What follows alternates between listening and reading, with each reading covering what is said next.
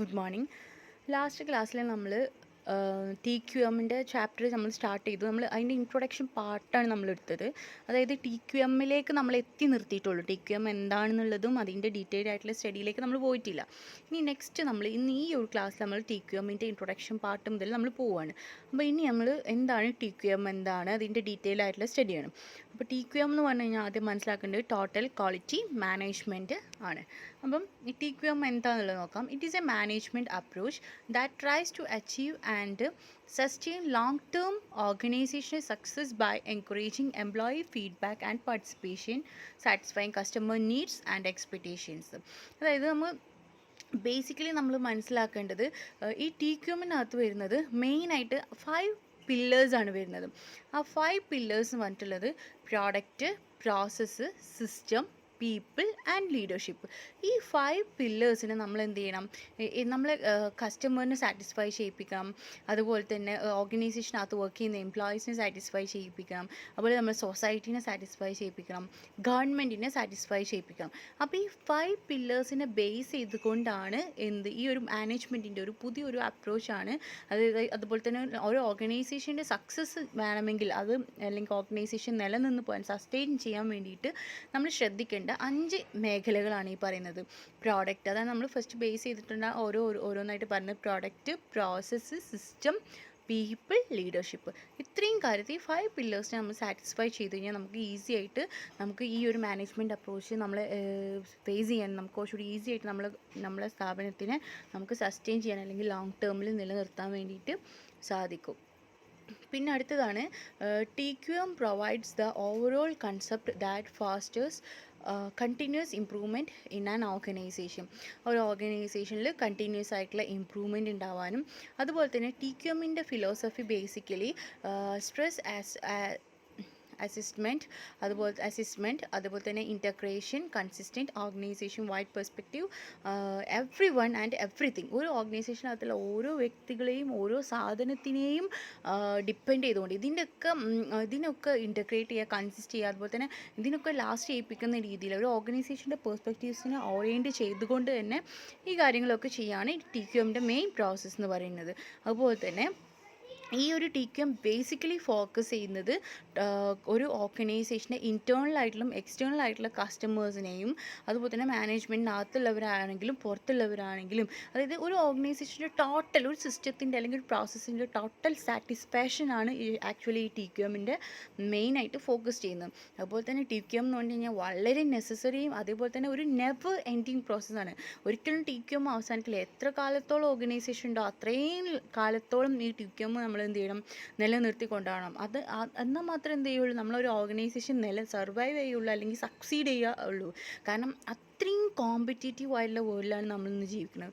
ഈ competitive advantage നമുക്ക് കിട്ടണമെങ്കിൽ, അല്ലെങ്കിൽ നമ്മൾ ഓർഗനൈസേഷൻ ബെറ്റർ ആക്കണമെങ്കിൽ, അല്ലെങ്കിൽ നമ്മൾ ഓർഗനൈസേഷൻ ഈ ഒരു കോമ്പറ്റീറ്റീവ് അഡ്വാൻറ്റേജ് അല്ലെങ്കിൽ കോമ്പറ്റീഷൻ ഫേസ് ചെയ്യണമെങ്കിൽ ഈ ഒരു ടി ക്യു എം നമ്മൾ ഓർഗനൈസേഷനിൽ നിലനിർത്തി കൊണ്ടുപോകുക. അല്ലെങ്കിൽ നമ്മൾ ഈ ആദ്യം പറഞ്ഞിട്ടുള്ള ഈ 5 ആക്ടിവിറ്റീസിനെ നമ്മൾ ഇമ്പ്രൂവ് ചെയ്യിപ്പിക്കുമ്പോഴാണ് നമുക്ക് ആ ഓർഗനൈസേഷന് നമുക്ക് വേണ്ട കോമ്പറ്റീറ്റീവ് അഡ്വാൻറ്റേജ് കിട്ടുള്ളൂ. അപ്പോൾ ഇത്രയും കാര്യങ്ങളാണ് ടി ക്യു എമ്മിൽ ശ്രദ്ധിക്കേണ്ടത്. ഇനി ടി ക്യു എമ്മിൻ്റെ കോർ കൺസെപ്റ്റ്സ് എന്താണെന്നുള്ളത് നോക്കാം. ഫസ്റ്റ് വണ്ണാണ് ക്വാളിറ്റി ഫോർ പ്രോഫിറ്റ്. പ്രോഫിറ്റിന് വേണ്ടിയിട്ടാണ് ബേസിക്കലി എങ്ങനെ ആയിരിക്കണം ആ ഒരു ക്വാളിറ്റി നമ്മൾ മെയിൻറ്റെയിൻ ചെയ്യേണ്ടതെന്നുള്ളത്. There is a great deal of profit to be made by quality improvement in product and services, business process and people.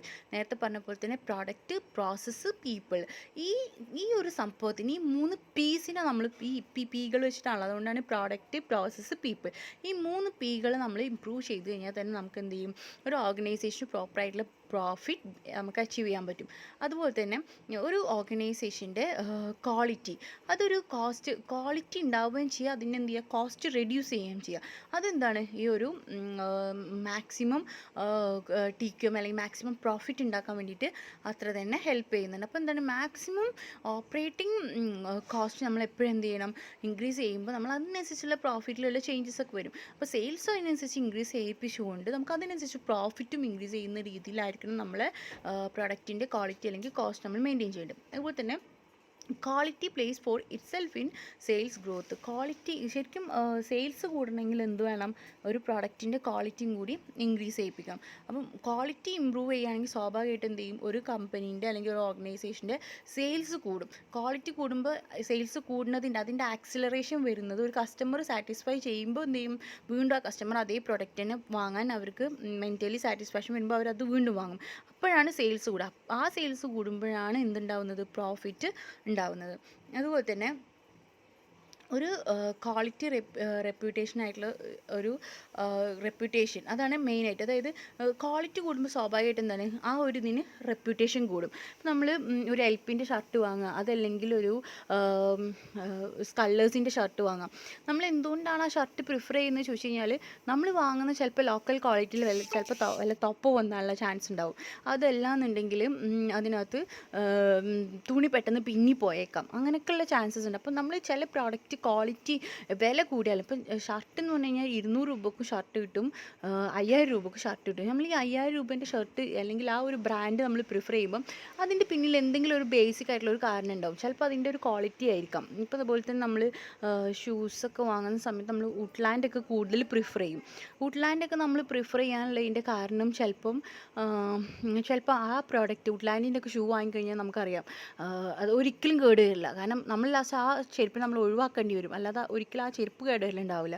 അപ്പോൾ ആ ഒരു പ്രോഡക്റ്റിൻ്റെ ആ ഒരു ക്വാളിറ്റി അതൊരു കസ്റ്റമറെ സാറ്റിസ്ഫൈ ചെയ്യിപ്പിക്കുമ്പോൾ സ്വാഭാവികമായിട്ട് എന്തുണ്ടായിരിക്കും, അതിൻ്റെ റെപ്യൂട്ടേഷൻ കൂടും. റെപ്യൂട്ടേഷൻ കൂടിക്കഴിഞ്ഞാൽ ആ പ്രോഡക്റ്റിന് എത്ര വില ഇട്ടാലും എന്ത് ചെയ്യും, അത് വാങ്ങാൻ ആൾക്കാരുണ്ടാവും. അപ്പോൾ റെപ്യൂട്ടേഷൻ കൂടാനും ഈ ക്വാളിറ്റിക്ക് എന്താണ് ഒരു പ്രധാന പങ്ക് തന്നെയുണ്ട്. അപ്പോൾ ഈ ഒരു റെപ്യൂട്ടേഷൻ നമുക്ക് ഇപ്പോഴും അറിയാം. പല ലോക്കൽ ബ്രാൻഡ്സിൻ്റെ പേര് പറഞ്ഞു കഴിഞ്ഞാൽ നമുക്ക് അറിയാൻ പറ്റില്ല, പക്ഷേ നമുക്ക് LP അല്ലെങ്കിൽ സ്കള്ളേഴ്സ് അല്ലെങ്കിൽ വുഡ്ലാൻഡ് എന്നൊക്കെ പറയുമ്പോഴത്തേക്കും നമുക്ക് പെട്ടെന്ന് നമുക്ക് ക്ലിക്ക് ചെയ്യും. അലയൻസ് വോളി എന്നൊക്കെ പറയുമ്പോൾ പെട്ടെന്ന് നമുക്ക് ക്ലിക്ക് ചെയ്യും. ബിക്കോസ് എന്താണ്, നമുക്കറിയാം ആ പ്രൊഡക്റ്റിൻ്റെ ആ ഒരു ക്വാളിറ്റി അതിൻ്റെ റെപ്യൂട്ടേഷൻ ഉണ്ടാക്കിയെടുത്തിട്ടുണ്ട്. അതുകൊണ്ടാണ് നമുക്കത് അറിയാൻ വേണ്ടിയിട്ട് പറ്റുന്നത്. അതുപോലെ തന്നെ ഇതൊരു ലോങ് ടേം എഫേർട്ടിലേക്കുള്ള രീതിയിലായിരിക്കും. നമ്മൾ അഡ്വർടൈസ്മെൻ്റ് ഒക്കെ ചെയ്യുന്ന സമയത്ത് ആ ഒരു കോമ്പറ്റീഷനെ ലീഡ് ചെയ്യാൻ പറ്റുന്ന രീതിയിൽ കുറച്ചും കൂടി ഒരു രീതിയിലായിരിക്കണം. സെക്കൻഡ് വണ്ണാണ് right first time. Right first time എന്ന് പറഞ്ഞാൽ നമുക്കറിയാം ഈ TQM എന്ന് പറഞ്ഞിട്ടുണ്ടെങ്കിൽ, അപ്പോൾ റൈറ്റ് ഫസ്റ്റ് ടൈമിനെ നമ്മൾ മറ്റൊരു വാക്കാണ് സീറോ ഡിഫക്ട്സ്. അതായത് ഒരു പ്രോഡക്റ്റ് പ്രൊഡ്യൂസ് ചെയ്യുന്ന സമയത്ത് അതിനെ ഡിഫക്റ്റ് ഫ്രീ വർക്കാക്കുക. അതായത് നമ്മളത് ഫസ്റ്റ് ടൈം തന്നെ, ഫസ്റ്റ് ടൈം എന്ന് പറഞ്ഞാൽ ആദ്യം ഉണ്ടാക്കുമ്പോൾ തന്നെ അതിനെന്ത് ചെയ്യുക, അതിൻ്റെ മെഷർമെൻറ്റും അതിൻ്റെ കൺട്രോളും അതായത് ഒരു വേസ്റ്റേജും ഇല്ലാതെ ആദ്യത്തെ ഉണ്ടാക്കൽ തന്നെ എന്ത് ചെയ്യാണ്, പെർഫെക്റ്റ് ആയിട്ട് ഉണ്ടാക്കുക. അതാണ് നമ്മൾ ഉദ്ദേശിക്കുന്നത്. അതാണ് നമ്മൾ സീറോ വേസ്റ്റ് എന്നുള്ളതുകൊണ്ട് നമ്മൾ ഉദ്ദേശിക്കുന്നത്. ഇവിടെ നമ്മൾ എന്താ ചെയ്യുന്നത് വെച്ചാൽ, ഇവർ ഈ കണ്ടിന്യൂസ് ആയിട്ടുള്ള ഇമ്പ്രൂവ്മെൻറ്റ്, അതുപോലെ തന്നെ പ്രിവെൻഷനാണ് ഇവിടെ ബേസിക്കലി. ഇത് ഒരു ക്വാളിറ്റി അഷുറൻസിൽ prevention is the aim of all quality assurance. അതായത് നമ്മൾ അത്രയും പ്ലാൻ ചെയ്ത് സിസ്റ്റമാറ്റിക് ആയിട്ടുള്ള ഡോക്യുമെൻറ്റേഷൻ ആയിട്ടുള്ള രീതിയിൽ ആക്ഷൻസ് നമ്മൾ നടപ്പിലാക്കുക. അതായത് ഇപ്പോൾ ഇത് ഇങ്ങോട്ട് വെച്ചിട്ട് അങ്ങോട്ട് വെച്ച് കഴിഞ്ഞാൽ ഒരു പ്രൊഡക്റ്റ് ആക്കുക, അങ്ങനെയല്ല. പക്ഷേ നമ്മൾ എന്ത് ചെയ്യുക, ഒരു ഡോക്യുമെൻറ്റേഷൻ ഉണ്ടാക്കുക, കൃത്യമായിട്ടുള്ള ഒരു സിസ്റ്റമാറ്റിക് ആയിട്ടുള്ള രീതിയിൽ ഒരു ആക്ഷൻ നമ്മൾ ഉണ്ടാക്കുക. അപ്പോൾ സ്വാഭാവികമായിട്ട് എന്ത് ചെയ്യും, അവിടെ വേസ്റ്റേജസ് കുറയും. ആ വേസ്റ്റേജസ് എലിമിനേറ്റ് ചെയ്യുക എന്നുള്ളത്, അല്ലെങ്കിൽ ഡിഫക്ട്സ് കുറച്ചുകൊണ്ട് നമ്മൾ എന്ത് ചെയ്യുക, പ്രോഡക്റ്റ് പ്രൊഡ്യൂസ് ചെയ്യുക എന്നുള്ളതാണ് റൈറ്റ് ഫസ്റ്റ് ടൈം എന്നുള്ളതുകൊണ്ട് നമ്മൾ ഉദ്ദേശിക്കുന്നത്. ഇതിൻ്റെ ബേസിക് ആയിട്ടുള്ള എയിം എന്താണ്, ഡിഫക്റ്റ് ഫ്രീ വർക്കാണ് നമ്മൾ ഇതിൽ ഉദ്ദേശിക്കുന്നത്. അതുപോലെ തന്നെ പ്രിവെൻറ്റ് ചെയ്യുക. നമ്മൾ ആദ്യം തന്നെ എന്ത് ചെയ്യുക, നമ്മൾ അങ്ങനത്തെ ഒരു കൾച്ചർ ഉണ്ടാക്കുക. ആദ്യം തന്നെ എന്ത് ചെയ്യുക, good design, good structure, good process, good systematic ആയിട്ടുള്ള ആളുകളെ വെച്ചുകൊണ്ട്, ട്രെയിൻഡ് ആയിട്ടുള്ള എംപ്ലോയീസിനെ വെച്ചുകൊണ്ട് നമ്മൾ എന്ത് ചെയ്യുക, കാര്യങ്ങൾ ചെയ്യുക. ആ prevention is the best cure എന്നാണ് പറയുന്നത്. പക്ഷേ നമ്മൾ എന്ത് ചെയ്യുക, ഒരു പ്രശ്നം വരുന്നതിനേക്കാൾ മുന്നേ എന്ത് ചെയ്യുക, നമ്മൾ പ്രിവെൻറ്റ് ചെയ്യാൻ നോക്കും. ഇപ്പം നമുക്കറിയാമല്ലോ, കോവിഡൊക്കെ വന്ന സമയത്ത് നമ്മൾ മാസ്ക് ഉപയോഗിക്കുന്നു, കയ്യിൽ ഗ്ലൗസ് യൂസ് ചെയ്യുക, അതൊക്കെ എന്ത് ചെയ്യുന്നത്, നമ്മൾ പ്രിവെൻറ്റ് ചെയ്യണം. നമ്മൾ ആ ഒരു അസുഖം വരാതിരിക്കാൻ വേണ്ടിയിട്ടുള്ള പ്രിവെൻഷൻ, അതാണ് നമ്മൾ ഇവിടെ എന്ത് ചെയ്യുന്നത്, ആദ്യം തന്നെ സിസ്റ്റമാറ്റിക് ആയിട്ടുള്ള രീതിയിൽ കാര്യങ്ങൾ പ്ലാൻ ചെയ്തുകൊണ്ട് നമ്മൾ ചെയ്യാം. ദെൻ നെക്സ്റ്റ് ഫോർത്ത് വണ്ണിൽ പറയുന്നത് total quality approach is essential. ഈ ടോട്ടൽ ക്വാളിറ്റി മാനേജ്മെൻറ്റ് എന്ത് ചെയ്യണം, നിർബന്ധമായിട്ട് വേണം. ബിക്കോസ് എന്താണ്, ക്വാളിറ്റി ഇമ്പ്രൂവ്മെൻറ്റിന് വേണ്ടി. അതുപോലെ തന്നെ ക്വാളിറ്റി ഈസ് ഫ്രീ, അതുപോലെ തന്നെ എന്താണ്, അതൊരു ഇമ്പോർട്ടൻറ്റ് പ്ലേ ചെയ്യുന്നുണ്ട്. ഇനി നെക്സ്റ്റ് മൂന്നാമത്തെയാണ് acceptable quality levels. Acceptable quality levels എന്ന് പറഞ്ഞാൽ നമുക്കറിയാം സെക്കൻഡ് വേൾഡ് വാറിന് ശേഷം ഒരു ഡയഗ്രാമാറ്റിക് ആയിട്ടുള്ളൊരു മൈൻഡ് സെറ്റ് ഉണ്ട്. ഒരു ടോട്ടൽ ക്വാളിറ്റി വേണം എന്നുള്ളത്. അതായത് റൈറ്റ് ഫസ്റ്റ് ടൈം, അതുപോലെ തന്നെ സീറോ ഡിഫക്ട്സ് ഒക്കെ ഉള്ള രീതിയിൽ എന്ത് ചെയ്യുക, നല്ല രീതിയിലുള്ള പ്രോഡക്ട്സ് എന്ത് ചെയ്യുക, നമ്മൾ കോസ്റ്റ് കുറച്ചുകൊണ്ട് എന്നാൽ ക്വാളിറ്റി ഇമ്പ്രൂവ് ചെയ്തുകൊണ്ട് ഡിഫക്ട്സ് കുറച്ചുകൊണ്ടുള്ള രീതിയിൽ എന്ത് ചെയ്യുക, നമ്മൾ ചെയ്യുക. അതാണ് ആക്സെപ്റ്റബിൾ ക്വാളിറ്റി ലെവലിൽ ഇത്. അതുപോലെ തന്നെ ആക്സെപ്റ്റബിൾ ക്വാളിറ്റി എന്ന് പറഞ്ഞിട്ടുണ്ടെങ്കിൽ ശരിക്കും നമ്മൾ വിചാരിക്കുന്ന ക്വാളിറ്റി ഉണ്ടാക്കാൻ പറയുമ്പോൾ ചിലപ്പോൾ എക്സ്പെൻസീവ് ആയിരിക്കും. നമുക്ക് കുറച്ചുകൂടി എക്സ്പെൻസ്, പക്ഷേ ആ എക്സ്പെൻസ് നമുക്ക് കുറക്കാൻ പറ്റില്ല എങ്ങനെയാണെന്ന് വെച്ചിട്ടുണ്ടെങ്കിൽ ഡിഫക്ട്സ് കുറച്ചുകൊണ്ട്, അല്ലെങ്കിൽ കോസ്റ്റ് കൂടുന്നതിപ്പോൾ അതിൻ്റെ ആ ഒരു ഇൻസ്പെക്ഷനും കോസ്റ്റ് ബേസിക്കലി കൂടുന്നത് എങ്ങനെയാണെന്ന് വെച്ചിട്ടുണ്ടെങ്കിൽ നമ്മൾ ഇടയ്ക്കിടയ്ക്ക് നടത്തുന്ന ഇൻസ്പെക്ഷൻ അല്ലെങ്കിൽ ചെക്കിങ് പ്രോഗ്രസ് ഇതൊക്കെ ചെയ്യുന്ന സമയത്തായിരിക്കും ചിലപ്പോൾ കൂടുന്നുണ്ടാവും. ഇങ്ങനെയൊക്കെ അല്ലെങ്കിൽ ആക്സെപ്റ്റബിൾ ക്വാളിറ്റി ലെവൽസൊക്കെ നമ്മൾ നോക്കുന്ന സമയത്തൊക്കെ ചിലപ്പോൾ കൂടുന്നുണ്ടായിരിക്കും. എന്നിരുന്നാലും നമ്മൾ എന്ത് ചെയ്യുക, മാക്സിമം ഡിഫക്ട്സ് കുറച്ചുകൊണ്ട് നമുക്ക് കുറക്കാൻ വേണ്ടിയിട്ട് സാധിക്കും. അതുകൊണ്ട് ആക്സെപ്റ്റബിൾ ലെവൽ നമുക്ക് എന്ത് ചെയ്യാൻ പറ്റും, മെയിൻറ്റെയിൻ ചെയ്യാൻ പറ്റും. അതുപോലെ തന്നെ ചില കേസിൽ ഇപ്പം വിൻ്റർ, ഓൺടാറിയ ഇവരൊക്കെ ആ ഒരു പണ്ടത്തെ ഇതൊരു കേസ് സ്റ്റഡിയാണ് പറയുന്നത്. ആ ഒരു സാഹചര്യത്തിൽ ഇതുപോലെ തന്നെ 1000 പാർട്സ് ഉണ്ടാക്കിയിരുന്ന സമയത്ത് ആ ഒരു കോമ്പൗണ്ട്സിന് ഒരു 3 ഡിഫക്ട്സ് കണ്ടെത്താൻ സാധിച്ചു എന്നുള്ളതും, പിന്നെ അത് അതിനനുസരിച്ചുള്ള ഹാർഡ് വർക്കിങ്ങും ആ ടൈമും എഫേർട്ടും പ്രാക്ടീസൊക്കെ എടുത്തുകൊണ്ട് എന്ത് ചെയ്തു, ആ ചേഞ്ചസ് ഒക്കെ എന്ത് ചെയ്തു, അവർക്ക് മാറ്റാനായിട്ട് സാധിച്ചു. അപ്പോൾ ആ ഒരു തരത്തിലുള്ള ആ ഒരു 1000 പാർട്സിൽ വരുന്ന ആ ഒരു 3 ഡിഫക്ട്സ് അവർക്ക് എന്ത് ചെയ്തു, ആ ഒരു ഡിഫക്ട്സ് മാറ്റാൻ വേണ്ടി സാധിച്ചു. അപ്പോൾ എപ്പോഴും എന്ത് ചെയ്യുക, ആക്സെപ്റ്റബിൾ ലെവലിൽ കാര്യങ്ങൾ ചെയ്യാം. ഈ ഒരു one set and acceptable quality level is 99%, the result R. ഇപ്പോൾ നമ്മളൊരു സെറ്റ് എടുക്കുകയാണെങ്കിൽ അതിൻ്റെ ആക്സെപ്റ്റബിൾ ക്വാളിറ്റി 99% ആവുകയാണെങ്കിൽ അതിൽ വരുന്ന ആ ഡ്രഗ് പ്രിസ്ക്രിപ്ഷൻ ഈച്ച് ഇയറിൽ വരുന്നതാണ് പറയുന്നത്. അതുപോലെ തന്നെ ന്യൂ ബോൺ ബേബീസിലും, അതുപോലെ തന്നെ ഇലക്ട്രിസിറ്റി 120 മിനിറ്റ്സിൽ ഈച്ച് ഡേയിൽ, വാട്ടറിന് എത്ര വരുന്നുള്ളൂ, ന്യൂസ് പേപ്പറിന്, അതുപോലെ തന്നെ ഒരു മാസത്തിൽ 4 ദിവസം ഡെലിവർ ചെയ്യാതെ വരുമ്പോൾ അതേപോലെ തന്നെ പേജ് ഇൻകറക്റ്റ് സ്പെൽഡ് വേർഡ്സൊക്കെ നമ്മൾ പേജിനകത്ത് എഴുതുന്ന സമയത്ത് വരുമ്പോഴുള്ള കാര്യങ്ങളാണ്. ജസ്റ്റ് എക്സാമ്പിൾസ് ആണ്. ഇനി നെക്സ്റ്റ് 4th വൺ ആണ് കോസ്റ്റ് ഓഫ് ക്വാളിറ്റി. ഇനി നമ്മൾ ശ്രദ്ധിക്കേണ്ടതാണ് ഒരു ക്വാളിറ്റീൻ്റെ കോസ്റ്റ്. ഒരു പ്രൊഡക്റ്റ് പ്രൊഡ്യൂസ് ചെയ്യുന്ന സമയത്ത്, അത് മാനുഫാക്ചർ ചെയ്യുന്ന സമയത്ത് നമ്മൾ പോയിൻ്റ് ഔട്ട് ചെയ്യേണ്ട മറ്റൊരു കാര്യമാണ് ക്വാളിറ്റീൻ്റെ കോസ്റ്റ്. അപ്പോൾ ഈ ക്വാളിറ്റീൻ്റെ കോസ്റ്റ് എന്ന് പറഞ്ഞിട്ടുണ്ടെങ്കിൽ പ്രൊഡക്റ്റ് ചെയ്യുന്നത് മാനുഫാക്ചറിങ് ചെയ്യുന്ന സമയത്താണ് നമ്മൾ എന്ത് ചെയ്യുന്നത്, ഈ പ്രൊഡക്റ്റിൻ്റെ കോസ്റ്റ് നമ്മൾ ഐഡൻറ്റിഫൈ ചെയ്യുന്നത്. അപ്പോൾ ഈ ക്വാളിറ്റി കോസ്റ്റ് എന്ന് പറഞ്ഞിട്ടുണ്ടെങ്കിൽ ശരിക്കും സെവറൽ കോമ്പണൻസ് ആണ് ഈ കോസ്റ്റിനകത്ത് വരുന്നത്. ഈ several components, aggregation of several component cost is known as quality cost. ഈ പല കോസ്റ്റുകളും, പല സെവറൽ ആയിട്ടുള്ള കോസ്റ്റുകൾ, കോമ്പണൻസ് ആയിട്ടുള്ള ഈ കോസ്റ്റിനെ നമ്മൾ ക്വാളിറ്റി കോസ്റ്റ് എന്ന് പറയുന്നു. അപ്പോൾ തന്നെ the cost of poor quality are, ഈ പുവർ ക്വാളിറ്റി, അതായത് ക്വാളിറ്റി കുറഞ്ഞ സാധനത്തിൻ്റെ കോസ്റ്റ് എന്ന് പറയുന്നത് ഫെയിലിയർ കോസ്റ്റ് വരും, അപ്രൈസൽ കോസ്റ്റ് വരും, പ്രിവെൻഷൻ കോസ്റ്റ് വരും, ഹിഡൻ കോസ്റ്റ് വരും. അപ്പം ഇനി നെക്സ്റ്റ് ഇപ്പോൾ ഈ പറഞ്ഞ നമ്മൾ ഈ 4 പോയിൻറ്റ്സ് എന്തൊക്കെയാണെന്നുള്ളത് നോക്കാം. അതാണ് ഫെയിലിയർ കോസ്റ്റ്. ഫെയിലിയർ കോസ്റ്റ് എന്ന് പറഞ്ഞിട്ടുണ്ടെങ്കിൽ നമ്മളൊരു ക്വാളിറ്റി റിക്വയർമെൻറ്റ് നമ്മൾ വിചാരിച്ച രീതിയിൽ എത്തിക്കാൻ നമുക്ക് സാധിക്കാതെ വരുന്നത്, അതാണ് നമ്മൾ എന്ത് പറയുന്നത്, ഫെയിലിയർ കോസ്റ്റ്. അപ്പോൾ ഈ the first kind of failure cost എന്ന് പറഞ്ഞിട്ടുണ്ടെങ്കിൽ cost associated with manufacture of products which fail on quality requirements. അല്ലെങ്കിൽ നമ്മൾ വിചാരിച്ച സ്പെസിഫിക്കേഷൻസിൽ നമുക്ക് എന്ത് ചെയ്യാൻ പറ്റുക, നമ്മളൊരു പ്രോഡക്റ്റ് ഉണ്ടാക്കുമ്പോൾ നമ്മൾ വിചാരിച്ചു ഈ പ്രോഡക്റ്റ് ഇങ്ങനെ തിരിഞ്ഞു വരുന്ന പ്രോഡക്റ്റാണ്, പക്ഷേ നമ്മൾ ആ വിചാരിച്ച സ്പെസിഫിക്കേഷൻ നമുക്ക് ആ പ്രോഡക്റ്റിൽ ഉണ്ടാക്കാൻ പറ്റിയില്ല എന്നുണ്ടെങ്കിൽ അപ്പോൾ നമുക്ക് എന്താ, ആ പ്രോഡക്റ്റ് ഉണ്ടാക്കാൻ വന്ന കോസ്റ്റ് എന്തായി, നഷ്ടം സംഭവിക്കുക. അതാണ് ഫെയിലിയർ കോസ്റ്റിനോട് ഉദ്ദേശിക്കുന്നത്. അപ്പോൾ ഈ ഒരു മാനുഫാക്ചറിങ് കോസ്റ്റിൽ നമ്മൾക്ക് വരുന്ന കോസ്റ്റ്, ലേബർ കോസ്റ്റ് വരും, മെറ്റീരിയൽ കോസ്റ്റ് വരും, മെഷീൻ ഹവേഴ്സ് വരും, അതുപോലെ തന്നെ റീവർക്ക് ചെയ്യേണ്ടി വരും, അസംബിൾ ചെയ്യേണ്ട കോസ്റ്റ് വരും, അതുപോലെ തന്നെ പ്രോസസ്സിങ് കോസ്റ്റ് വരും, ലോസ് ഓഫ് വർക്കേഴ്സ് മോറൽ വരും, അതുപോലെ തന്നെ cost of failing to meet contract schedule. നമ്മൾ ഇത്ര ആൾക്കാർക്ക് ഇത്ര ഉണ്ടാക്കി കൊടുക്കാമെന്ന് പറഞ്ഞാൽ അതിന് നമുക്ക് എന്ത് ചെയ്യാൻ പറ്റും, കൃത്യമായിട്ട് മീറ്റ് ചെയ്യാൻ സാധിക്കത്തില്ല. അപ്പോൾ ഇതൊക്കെയാണ് ഇതിനകത്ത് വരുന്ന ഫെയിലിയർ കോസ്റ്റ്. അതുപോലെ തന്നെ second type of failure cost ആണ് associated with the usage of product which fail on quality requirements. നമ്മൾ വിചാരിച്ച ക്വാളിറ്റി റിക്വയർമെൻറ്റ്സിൽ നമുക്ക് എന്ത് ചെയ്യാൻ പറ്റും, നമുക്ക് ചെയ്യാൻ പറ്റാതെ വരിക. ഇതിനകത്ത് these are recognised as external failure cost. ഇത് നമ്മൾ എക്സ്റ്റേണൽ ഫെയിലിയർ കോസ്റ്റ് എന്നാണ് പറയുന്നത്. രണ്ടാമത്തെ തരത്തിലുള്ളൊരു ഫെയിലിയർ കോസ്റ്റാണ് എക്സ്റ്റേണൽ ഫെയിലിയർ കോസ്റ്റ്. ഇതുപോലെ തന്നെ ഇതിൽ വരുന്ന കോസ്റ്റ്, ഇത് ഡിഫക്റ്റീവ് ആയിട്ടുള്ള പ്രൊഡക്റ്റ് കസ്റ്റമറിലേക്ക് എത്തിച്ചു കൊടുക്കുമ്പോൾ അതുപോലെ തന്നെ എന്താണ്, കസ്റ്റമറെ കംപ്ലയിൻറ്റ്സ് അല്ലെങ്കിൽ റിപ്പയറിങ് കംപ്ലയിൻറ്റ്സ് ഉണ്ടാവും. അതുപോലെ തന്നെ കോസ്റ്റ് ഓഫ് റീപ്ലേസ്മെൻറ്റ് മാറ്റി കൊടുക്കേണ്ടി വരും.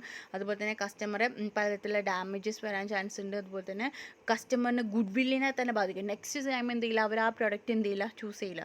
അതുപോലെ തന്നെ ലോസ് ഓഫ് സെയിലിൽ ലോസ് വരും. അതുപോലെ തന്നെ ഡൗൺ ഗ്രേഡിങ്. പിന്നെ നെക്സ്റ്റ് വരുന്ന കോസ്റ്റാണ് അപ്രൈസൽ കോസ്റ്റ്. അപ്പം ഫെയിലിയർ കോസ്റ്റ് നമ്മൾ പഠിച്ചത് 2 രീതിയിൽ പറഞ്ഞു. അത് നെക്സ്റ്റ് വണ്ണാണ് അപ്രൈസൽ കോസ്റ്റ്.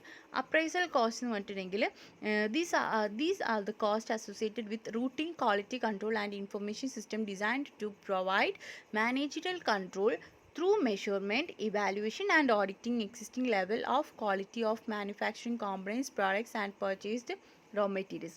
അപ്പോൾ എന്താണ്, നമ്മളെ മാനേജ്മെൻറ്റ് പർച്ചേസ് ചെയ്യുന്ന മാനുഫാക്ചറിങ് കോമ്പണൻസ്, പ്രോഡക്ട്സ്, അതുപോലെ തന്നെ റോ മെറ്റീരിയൽസ്, ഇതൊക്കെ ചെയ്യുന്ന സമയത്ത്, ഇതൊക്കെ പർച്ചേസ് ചെയ്യുന്ന സമയത്ത് ഇതിനൊക്കെ അസോസിയേറ്റ് ചെയ്ത് വരുന്ന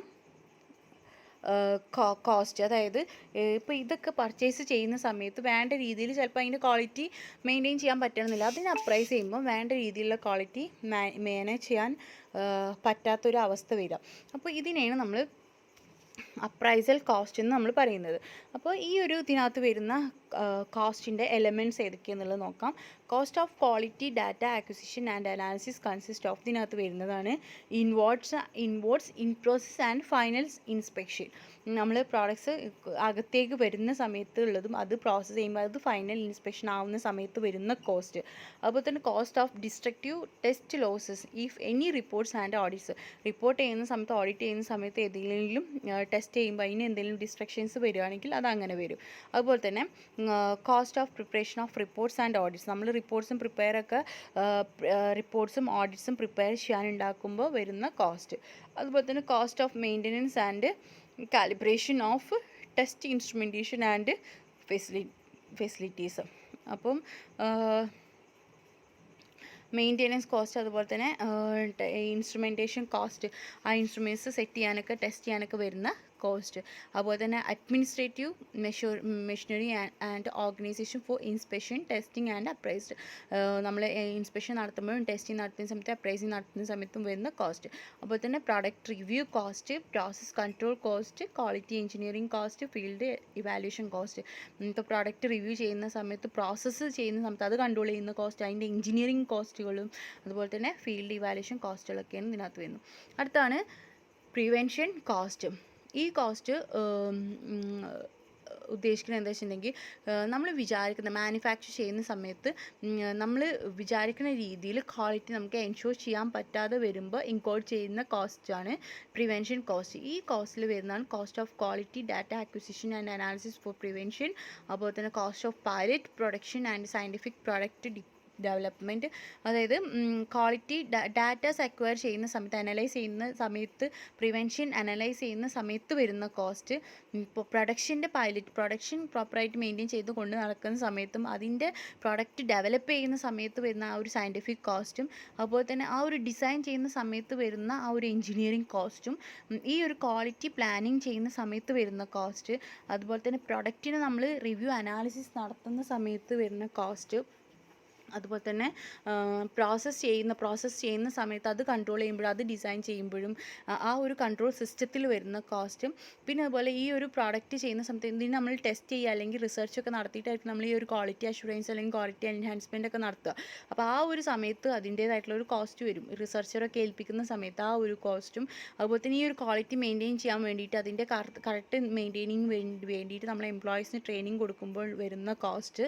അതുപോലെ തന്നെ കോസ്റ്റ് പ്ലാൻ ചെയ്യുന്ന നമ്മൾ പല അഡ്ജസ്റ്റ്മെൻറ്റും റിപ്പയർമെൻറ്റ്സും റീപ്ലേസ്മെൻറ്റും ഒക്കെ നടത്തുന്ന സമയത്ത് ഈ മെഷീനൊക്കെ പലതരത്തിലുള്ള കോസ്റ്റുകൾ വരും. നമ്മൾ അതിന് വേണ്ടിയിട്ടുള്ള എഞ്ചിനീയേഴ്സിനും കാര്യങ്ങളൊക്കെ ഏർപ്പെടുത്തിയിട്ടുള്ള കോസ്റ്റുകളൊക്കെ വരും. അവർക്കുള്ള ലേബർ കോസ്റ്റ് ഇതൊക്കെ കൊടുക്കേണ്ടി വരും. അപ്പോൾ ആ ഒരു കോസ്റ്റ്, അതുപോലെ തന്നെ ഈ ഒരു സ്റ്റാഫിനെയും ഈ ഒരു സിസ്റ്റത്തിനെയും മെയിൻറ്റെയിൻ ചെയ്യാൻ വേണ്ടി നമ്മളൊക്കെ വരുന്ന അഡ്മിനിസ്ട്രേറ്റീവ് കോസ്റ്റ്, ഇതാണ് പ്രിവെൻഷൻ കോസ്റ്റ്. നെക്സ്റ്റ് വൺ ആണ് ഹിഡൻ കോസ്റ്റ്. ഹിഡൻ കോസ്റ്റിനകത്ത് വരുന്നതാണ് പൊട്ടൻഷ്യൽ ലോസ്റ്റ് സെയിൽസ്, നമ്മൾ വിചാരിച്ച രീതിയിൽ സെയിൽ ചെയ്യാൻ പറ്റാതെ വരുമ്പോൾ, അതുപോലെ തന്നെ ഈ റീഡിസൈൻ, ക്വാളിറ്റീൻ്റെ റീസൺ കാരണം നമ്മൾ വീണ്ടും റീഡിസൈൻ ചെയ്യുമ്പോൾ ആദ്യം വരുന്ന റീഡിസൈൻ ചെയ്യുന്ന സമയത്ത് വരുന്ന ആ ഒരു കോസ്റ്റ്, അതുപോലെ തന്നെ മാനുഫാക്ചറിങ് പ്രോസസ്സ് നടക്കുന്ന സമയത്ത് വരുന്ന കോസ്റ്റ്, അതുപോലെ തന്നെ സോഫ്റ്റ്വെയറിൻ്റെ കോസ്റ്റ് ചേഞ്ച് ചെയ്യുന്ന സമയത്ത് വരുന്ന ക്വാളിറ്റീൻ്റെ കാരണത്താൽ വരുന്ന സോഫ്റ്റ്വെയറിൽ ചേഞ്ച് ചെയ്യുമ്പോൾ വരുന്ന കോസ്റ്റ്, അതുപോലെ തന്നെ ഡിഫക്ട്സ് കൊണ്ട് ഉണ്ടാകുന്ന എക്സ്ട്രാ മാനുഫാക്ചറിങ് കോസ്റ്റ് വരും. അതുപോലെ തന്നെ സ്ക്രാപ്സ്, റിപ്പോർട്ട് ചെയ്യാത്ത ഒരുപാട് സ്ക്രാപ്സും അതിനകത്ത് വരും. അതുപോലെ തന്നെ എക്സസീവ് ആയിട്ടുള്ള പ്രോസസ്സ് നടക്കുന്ന സമയത്തും, അതുപോലെ തന്നെ ആ ഒരു എക്സസീവ് പ്രോസസ്സ് നടക്കുന്ന ആക്സെപ്റ്റബിൾ പ്രോഡക്ട്സ് ഉണ്ടാകുമ്പോൾ വരുന്ന കോസ്റ്റും. അപ്പോൾ ഇതൊക്കെയാണ് ഇതിനകത്ത് ഹിഡൻ കോസ്റ്റായിട്ട് വരുന്നത്. അപ്പോൾ ഇത്രയും കാര്യങ്ങളാണ് ഈ കോസ്റ്റിൽ വരുന്നത്. ഇനി നമുക്ക് നെക്സ്റ്റ് ക്ലാസ്സിൽ നെക്സ്റ്റ് ടോപ്പിക്കിലേക്ക് പോവാം. എല്ലാവരും പഠിക്കാൻ, നോട്ട് ചെയ്താം. Okay, thank U.